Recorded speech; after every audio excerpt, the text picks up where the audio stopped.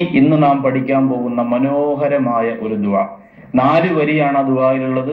ഏകദേശം അതിന്റെ പകുതിയോളം 4 വരിയിലും ഒരേ വാക്ക് തന്നെയാണ്. ശേഷമുള്ളത് വളരെ 1-2 വാക്കുകൾ വ്യത്യസ്തമാണ് എന്ന് മാത്രമേ ഉള്ളൂ. എഴുതിയെടുത്ത് പഠിച്ചാൽ, എല്ലാ ദിവസവും അത് ചൊല്ലാൻ സാധിച്ചാൽ, സുബഹിക്കും അറിവിന് ശേഷമെങ്കിലും നിങ്ങൾക്ക് നിത്യമാക്കാൻ സാധിച്ചാൽ അതൊരു വലിയ നേട്ടം നിങ്ങൾക്ക് ഉണ്ടാക്കി തരും.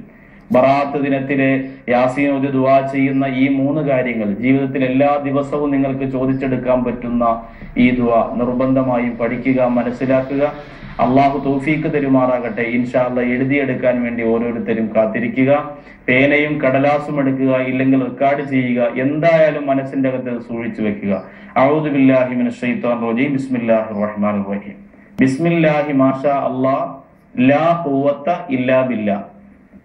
ബിസ്മില്ലാഹി മാഷാ അല്ലാഹ് കുല്ലു നിഅമത്തിൻ മിനല്ലാഹ്.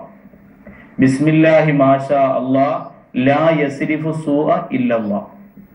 ബിസ്മില്ലാഹി മാഷാ അല്ലാഹ് ലാ യസൂഖുൽ ഖൈറ ഇല്ലല്ലാഹ്. ഒന്നാമത്തെ വരിയിലെ നേർപകുതി ബിസ്മില്ലാഹി മാഷാ അല്ലാഹ്. 4 വരിയിലും ആദ്യത്തെ പകുതി ഇത് തന്നെയാണ്. ബിസ്മില്ലാഹി മാഷാ അല്ലാഹ്, ബിസ്മില്ലാഹി മാഷാ അല്ലാഹ്, ബിസ്മില്ലാഹി മാഷാ അല്ലാഹ്, ബിസ്മില്ലാഹി മാഷാ അല്ലാഹ്. രണ്ടാമത്തെ പകുതിയാണ് പറയാൻ പോകുന്നത്. ഒന്നാമത്തെ വരി ബിസ്മില്ലാഹി മാഷാ അല്ലാഹ് ലാ ഖുവത ഇല്ലാ ബില്ലാഹ്. ബിസ്മില്ലാഹി മാഷാ അല്ലാഹ് ലാ ഖുവത ഇല്ലാ. ബിസ്മില്ലാഹി മാഷാ അല്ലാഹ് കുല്ലു നിഅമത്തിൻ മിനല്ലാഹ്. കുല്ലു.